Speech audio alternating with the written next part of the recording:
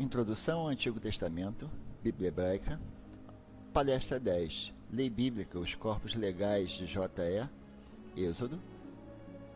P. Levítico e Números e Deuteronômio. Capítulo 2. Os Decálogos. Vamos falar um pouco agora sobre o Decálogo. Houve um estudioso de nome A.L.T. Albrecht, um estudioso alemão que examinou o material legal da Bíblia em geral. E ele percebeu que havia realmente duas formas de lei. Sim, essas coisas que eu esqueci de anotar. Há direito condicional e o direito apodítico. Direito condicional é jurisprudência, legislação casuística. E depois tem o direito absoluto ou apodítico. Ele notou essas duas formas. A lei casuística é uma forma mais comum que a lei toma no Antigo Oriente Próximo. E você já viu isso no Código de Hammurabi. Ela tem uma característica padrão. Se, então. Se isso acontecer, então. A lei casuística lhe diz, por exemplo, se uma pessoa faz X, ou se X acontece, então Y será a consequência. Ela pode ser complexa, ela pode ser muito específica. Se acontece X, Y é a consequência. Mas se X ocorre sob estas circunstâncias diferentes, então Z é a consequência. Isso pode ser bastante detalhado, dando 3 ou 4 subcasos com qualificações. Direito absoluto ou apodítico, ao contrário. É uma afirmação peremptória de uma proibição ou comando. Ele tende a ser um tanto geral e indiferenciado. Não matarás. Amarás ao Senhor teu Deus. E a lei absoluta, a lei apodítica, não é desconhecida como uma forma em outras culturas do Antigo Oriente Próximo, mas parece ser mais caracteristicamente israelita. Você encontra muito mais em nossas coleções jurídicas na Bíblia do que em qualquer outro lugar. As disposições do Decálogo, e, novamente, a tradução 10 mandamentos é realmente uma tradução muito pobre. Em hebraico significa simplesmente 10 declarações, 10 pronunciamentos. Aqueles que estão em algum tipo de forma jurídica, estão na forma absoluta ou apodítica. O Decálogo é a única parte da revelação de Deus que é divulgada diretamente a todos em Israel, sem um intermediário. Mas suas diretrizes estão expressas no masculino singular. Assim, parecem estar endereçadas aos homens israelitas, como sujeitos legais na comunidade. E o Decálogo define algumas das demandas mais básicas e incondicionais da aliança de Deus. A divisão em 10 é um pouco estranho. Provavelmente deve ter sido como um número ideal, um esforço para encontrar 10 declarações ali. Porque, na verdade, há realmente cerca de 13 declarações separadas. E vemos o fato de que 10 não funciona muito bem, um fenômeno muito interessante, que é que os chamados mandamentos são realmente numerados de forma diferente pelos judeus, pelos cristãos, e em seguida, até mesmo dentro da comunidade cristã, os mandamentos de 1 a 10 são bastante diferentes um do outro. Eles discordam sobre o que é o número 1, o que é o número 2 e assim por diante. As primeiras declarações, ou de 1 a 4, ou de 1 a 5, dependendo da sua contagem, mas o primeiro grupo de declarações se relacionam a preocupações de Israel com o seu suzerano, com Deus. Ela tem de ser exclusivamente fiel a Deus. Ela não deve se curvar a qualquer imagem feita pelo homem. Ela não pode usar o nome de Deus num falso juramento para atestar ou jurar algum falso juramento. Ela deve honrar o dia de sábado de Deus e honrar a autoridade parental, que é sem dúvida uma extensão da autoridade de Deus. As instruções restantes, em seguida, dizem respeito à relação de Israel com seus companheiros vassalos, como queira dizer você. E eles proíbem assassinato, adultério, roubo, falso testemunho e cobiça. É importante perceber que o Pentateuco contém 3 versões do Decálogo, e há diferenças entre elas. O Decálogo vai ser repetido em Deuteronômio, capítulo 5, e algumas pequenas variações. Especificamente, você vai ver que a razão para observar o sábado é diferente. O nome de Deus em Deuteronômio 5 não deve ser usado em um vão juramento, em oposição a um falso testemunho. Existem diferenças no significado.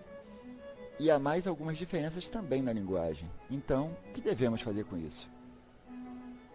Um estudioso, Mark Bettler, cujo nome eu já mencionei antes, ele diz que o que podemos aprender com isso, essas variações, é algo sobre a maneira como o antigo Israel preservava e transmitia os textos sagrados. Eles não se esforçavam para preservação verbatim ao pé da letra, quando transmitiam os textos bíblicos. E eles não empregavam métodos de recortar e colar que pode ser importante para nós na transmissão de alguma coisa. Os textos foram modificados no decurso de sua transmissão. A repetição verbatim não era avaliada da mesma forma que pode ser para nós. De modo que, mesmo um texto como o Decálogo, que é representado como sendo a palavra de Deus sem mediação, pode aparecer em mais de uma versão. Há uma variação mais surpreendente que ocorre, no entanto, em Êxodo 34. Depois de quebrar o primeiro conjunto de tábuas, que foram escritas com o Decálogo, os tablets em Êxodo 20, aqueles serão esmagados após o incidente do bezerro de ouro, é dado a Moisés, então, um segundo conjunto de tablets. E o escritor bíblico enfatiza na história, nesse ponto, que Deus escreveu nas tábuas as palavras que estavam nos antigos tablets que foram quebrados, as mesmas palavras. Então esperamos agora uma repetição literal de Êxodo 20. E não temos isso. O decálogo que se segue de fato tem muito pouca sobreposição com o decálogo anterior. Há realmente duas declarações que ainda têm o mesmo conteúdo. E mesmo aquelas que se sobrepõem em conteúdo variam em redação. Esse decálogo, que é muitas vezes chamado de decálogo ritual, por isso está listado lá no folheto, em Êxodo 34, proíbe o casamento com cananeus, menos que seduz os israelitas à adoração de seus deuses. Tem outros termos que dão mandamentos sobre a observância dos festivais, vários festivais, a dedicação das primícias a Deus, a dedicação dos primeiros animais nascidos a Deus e assim por diante, coisas que não estavam no decálogo de Êxodo 20. Então, evidentemente, houve diferentes tradições sobre o conteúdo do decálogo. E a história do bezerro de ouro e a destruição de Moisés, do primeiro conjunto de tablets, é uma estratégia narrativa brilhante para introduzir esta segunda tradição do decálogo. Também surpreendente é o fato de que o decálogo em Êxodo 20 não se mantém completamente indiscutível na Bíblia. Em Êxodo 20, os versículos 5 a 6 contêm explicitamente o princípio da punição intergeracional. Deus é dito espalhar castigo pelo pecado ao longo de 3 ou 4 gerações. Está entendido como um sinal de sua misericórdia. É reduzir a punição no pecador real, espalhando-a e limitando as consequências em apenas 3 ou 4 gerações. Em contraste com o que é dito no versículo seguinte, que a bondade ele espalha ao longo de milhares de gerações. Certo? Por isso, é visto como um modo misericordioso de operação. Mas a noção de punição entre gerações é algo que alguns segmentos da comunidade, ou talvez mais tarde no tempo, foi rejeitada. Alguns segmentos da comunidade rejeitaram essa noção. E assim, em Deuteronômio 7, vemos muito claramente que Deus castiga somente aqueles que o desprezam e o faz imediatamente. Ezequiel, quando chegarmos a Ezequiel, vamos ver que ele vai também muito inflexivelmente rejeitar a ideia de punição intergeracional. As crianças não sofrem pelos pecados do pai, somente o pai. Então, o que devemos fazer com isso? Mais uma vez, Mark Bettler conclui que o decálogo ou decálogos originalmente não possuem autoridade absoluta, que com frequência é reclamada a eles até hoje. Mais tarde, as tradições religiosas têm levado o decálogo em Êxodo 20 a uma posição de autoridade absoluta, uma posição que não é completamente justificada, tendo em vista o tratamento fluídico do texto dado pela própria Bíblia,